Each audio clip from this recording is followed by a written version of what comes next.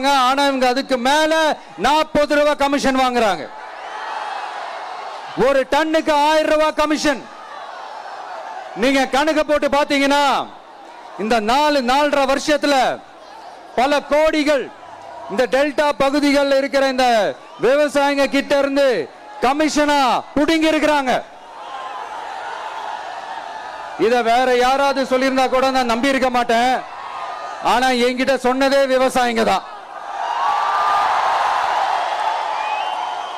விவசாயிங்க பொய் சொல்ல மாட்டாங்க. சிஎம் சார், இது உங்க ஆட்சியில நடந்திருக்குது.